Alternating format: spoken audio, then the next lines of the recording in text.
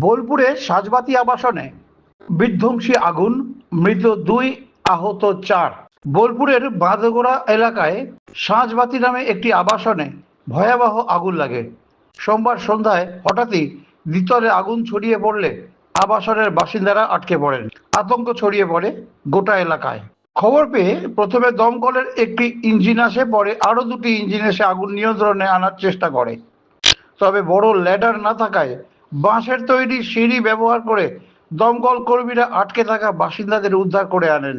আগুনে 2 শিশু সহ 4 জন গুরুতরভাবে আহত হয়েছে।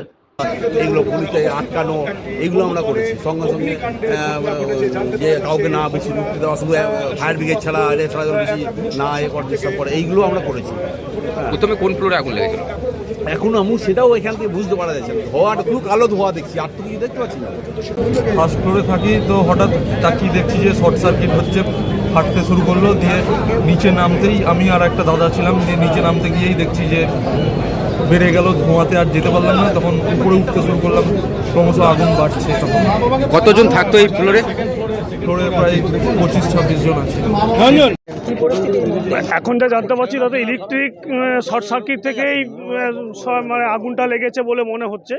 কিন্তু যারা প্রত্যক্ষদর্শী তারা তো এখন ইনজুর হয়ে আছেন, তারা হাসপাতালে আছেন। তো তারাই সুস্থ হলে তারাই ঠিক করে বলতে পারবেন যে তারা কীভাবে আগুনটা লেগেছে, সেটা তারাই বলতে পারবেন। কারণ আমরা পাবলিক এসে যখন দেখছি ধোঁয়া বেরোচ্ছে, তখন আমরা সবাই এসে হাজির হই, এবং পুলিশ প্রশাসন এবং ফায়ার ব্রিগেড এবং এলাকার মানুষ প্রচণ্ড হারে সহযোগিতা করেছেন। 6:20 নাগাদ একটা খবর পাই, এবং সেই সময়তে আমরা এখানে একটা অগ্নিকাণ্ডের খবর পেয়েছিলাম। সেই সঙ্গে সঙ্গে আমার এখানকার ফায়ার ব্রিগেড, আমার এসডিপিও এবং আইসি বোলপুর রাশ করে এখানে, এবং একই সঙ্গে আমরা এখানে এলাকার কিছু লোকের সাহায্য পাই। আমরা এই সাজবাতি আবাসন যেখানে আছে, প্রায় 26খানা ফ্ল্যাট আছে, এখানে আগুন লেগেছিল ভেতরে, এবং আমরা সেখান থেকে বেশ কিছু মানুষ, প্রায় 60 লোককে আমাদের ফায়ার ব্রিগেডের টিম তারা রেস্কিউ করেছে। সঙ্গে এসডিপিও সাহেব এবং আইসি বোলপুর নিজেরাও তারা পুরো টিম নিয়ে এই এত মানুষকে রেস্কিউ করেছে। এবং দুর্ঘটনা, তবে যতটুকু শোনা যাচ্ছে সেটা হচ্ছে যে শর্ট সার্কিট থেকে এটা হয়েছে। এবার এর বেশি তো আর কিছু মানে বলারও নেই। আর এটা সত্যি একটা মানে খুবই দুঃখজনক ঘটনা। ফায়ার ব্রিগেড ওঠার রাস্তা নেই, উঠতে পারছে না ফায়ার ব্রিগেড, মই দিয়ে উঠতে হচ্ছে। এরকমভাবে বিল্ডিং বানাই, পারমিশন দিচ্ছেন কী করে? আমার মনে হয় যে যে অবস্থায় আমরা রয়েছি তাতে আমি ব্যক্তিগতভাবে বলবো যে শুধু যে মানুষগুলো এখন হয়তো একটা টানাপোড়েনে বা জীবন মরণের সঙ্গে লড়াই করছেন, তাদের সুস্থতা কামনা করাটাই একমাত্র কাজ। কতজন আহত হয়েছেন জানেন? 10 থেকে 12 জন মতো আহত হয়েছে, আমি এখানে এসে শুনেছি। আর তাদেরকে নিয়ে যাওয়া হয়েছে শিয়ান হসপিটালে।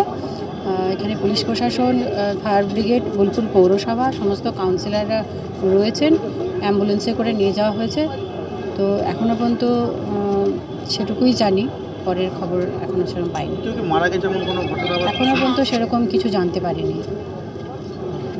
আপাতত এখনও ঠিকঠাক বলতে পারবো না। 2টো চার্জ বডি অলরেডি আমরা পেয়েছি, অ্যাপ্রক্স কনফার্ম খবর নয়, ঠিক আছে। এবং সমস্ত খবর এখন ডাক্তারের পারমিশন ছাড়া আমরা বলতে পারবো।